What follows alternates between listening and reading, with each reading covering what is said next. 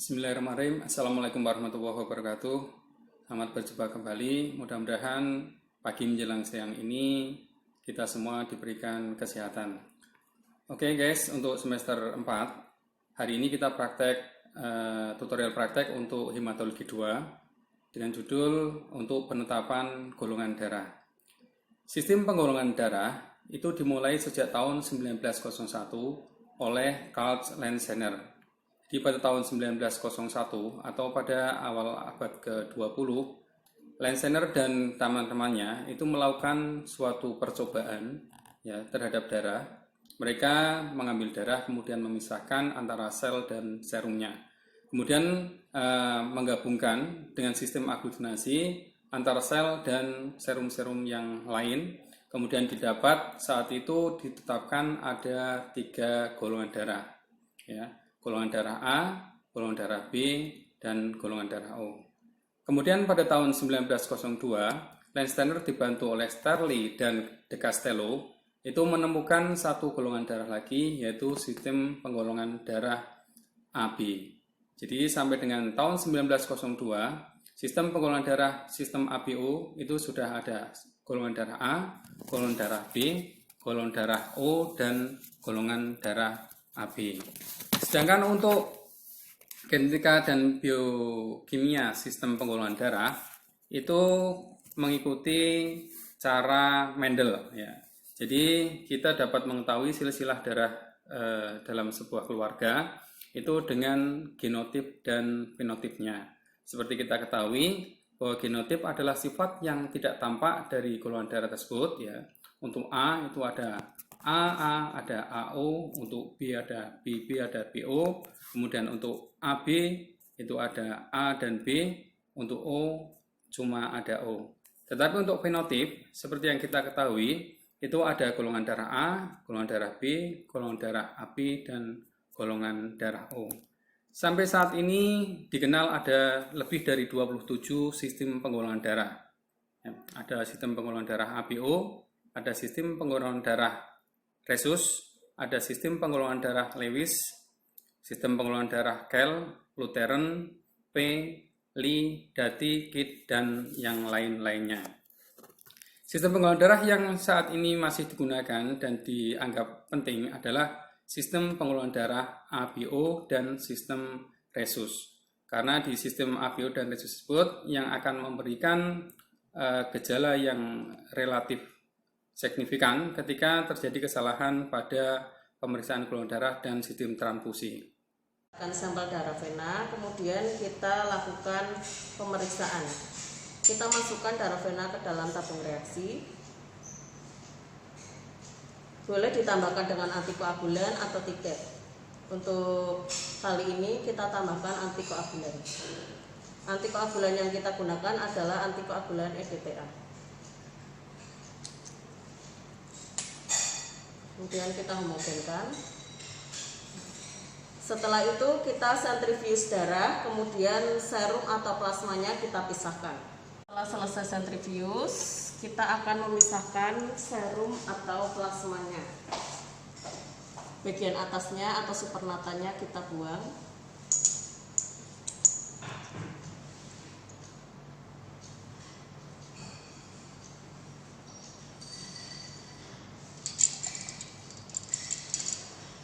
Kemudian sel darah merahnya kita cuci 3 kali menggunakan larutan salin atau NaCl fisiologis. Kita masukkan NaCl-nya 3/4 tabung. Kemudian kita sentrifuge, lakukan pencucian sel darah merah sebanyak 3 kali. Kita buang supernatanya terlebih dahulu.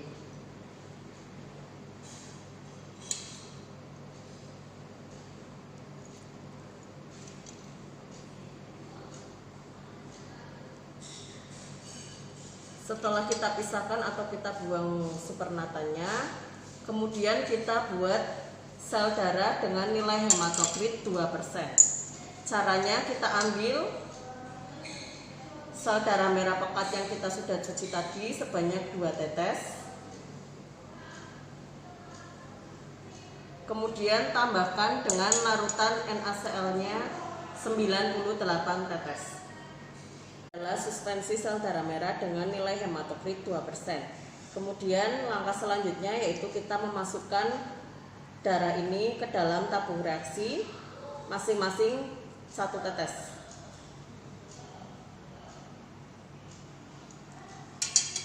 Kemudian pada tabung yang pertama kita tambahkan 2 tetes anti-A.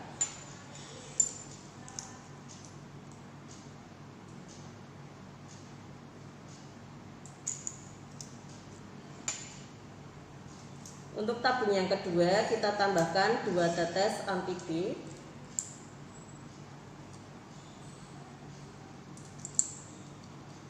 Untuk tabung yang ketiga kita tambahkan 2 tetes anti-D.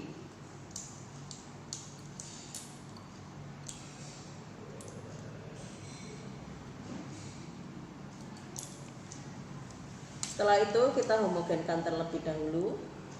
Kemudian kita sentrifuge.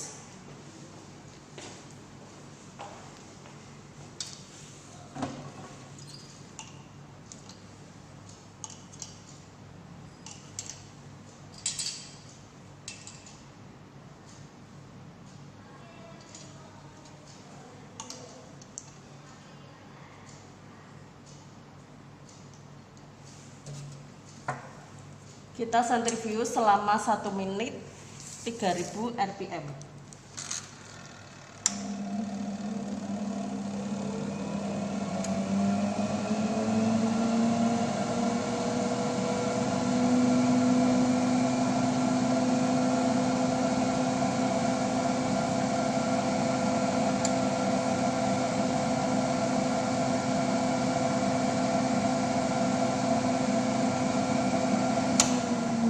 Setelah 1 menit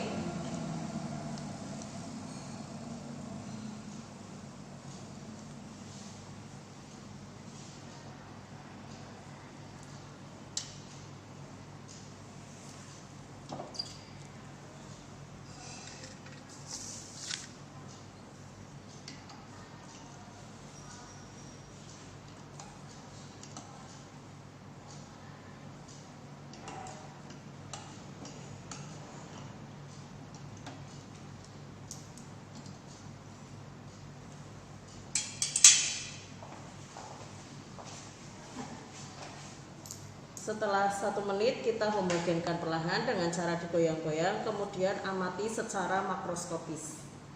Ini untuk tabung yang pertama kita homogenkan.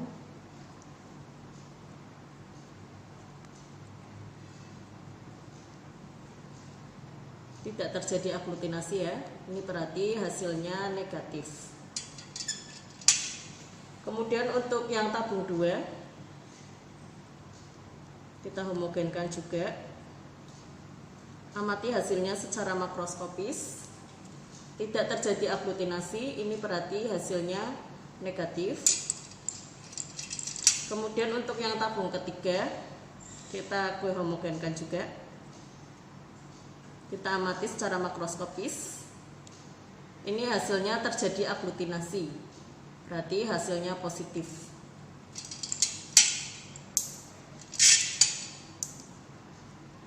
Maka kesimpulannya adalah golongan darah probandus adalah O dengan resus positif.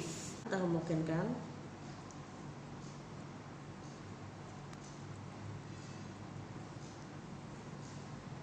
Tidak terjadi aglutinasi ya, ini berarti hasilnya negatif.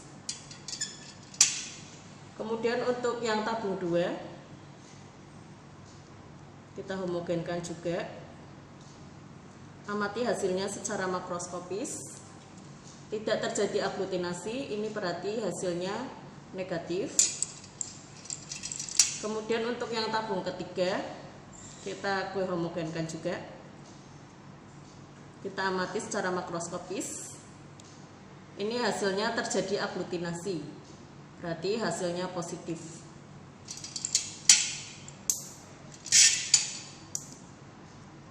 Maka kesimpulannya adalah golongan darah probandus adalah O dengan resus positif.